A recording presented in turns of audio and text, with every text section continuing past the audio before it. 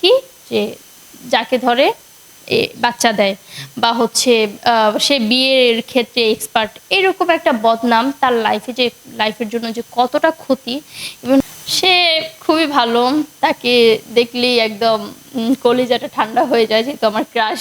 হ্যাঁ হ্যাঁ, মানে হেনস্থার শিকার হয়েছে। কারণ এই যে আজকে সাকিব খান এত ভালো অ্যাক্টিং করতেছে, এত ভালো হচ্ছে মুভি উপহার দিচ্ছে আমাদেরকে, অনেক ভালো ভালো মুভি উপহার দিচ্ছে। তো তার পাশাপাশি কিন্তু সাকিব খানের একটা বদনামও রয়েছে কি যে যাকে ধরে বাচ্চা দেয় বা হচ্ছে সে বিয়ের ক্ষেত্রে এক্সপার্ট, এরকম একটা বদনাম তার লাইফের জন্য যে কতটা ক্ষতি এবং হচ্ছে কতটা ইফেক্ট পড়েছে, এটা হয়তো সে বুঝতে পেরেছে। যার কারণে হচ্ছে সে আর চায় না যে আমি এই দুজনের সাথে থাকলে হয়তো আমার আরো হতে পারে, ইফেক্ট পড়তে পারে আমার ক্যারিয়ারের উপর। তো সেই জায়গা থেকে সে আর ওই দুজনের সাথে থাকতেছে না। পাত্র হিসেবে তো সাকিব খান অনেক ভালো।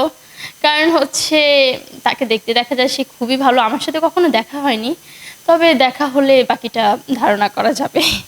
সে খুবই ভালো, তাকে দেখলেই একদম কলিজাটা ঠান্ডা হয়ে যায়, যেহেতু আমার ক্রাশ। হ্যাঁ, টিকতো, অবশ্যই টিকতো। এমন হতো যে অপু বিশ্বাস যদি সাকিব খানের সাথে ন্যায় নীতিভাবে থাকতো, তাহলে আর সাকিব খানের দ্বিতীয় বিয়ে করার প্রশ্নই আসে না।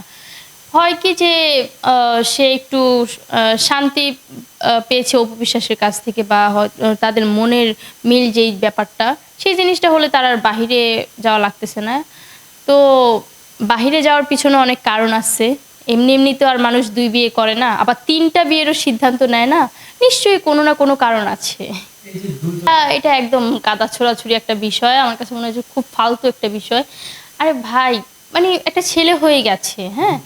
আমি যদি হইতাম তাহলে আমি তো কখনোই এরকম কাদা ছোড়াছুড়ি করতাম না। ডিবি অফিস, পুলিশ, এইটা সেটা কখনোই করতাম না। দেখো, সাকিব খান যেমন তোমাদের বিয়ে করেছে, তেমন কিন্তু তোমাদের ক্যারিয়ারও গড়ে দিয়েছে। যেমন হচ্ছে এখন তোমরা বিশাল বড় ফ্ল্যাটে থাকতেছো, তোমাদের গাড়ি আছে, বাড়ি আছে, প্লাস হচ্ছে টাকা পয়সার অভাব নেই। তো সবকিছু তো দিয়েছে। তারপরও এরকম কাদা ছোড়াছুড়ি যে বিষয়টা, এটা একদম আমার কাছে ফালতু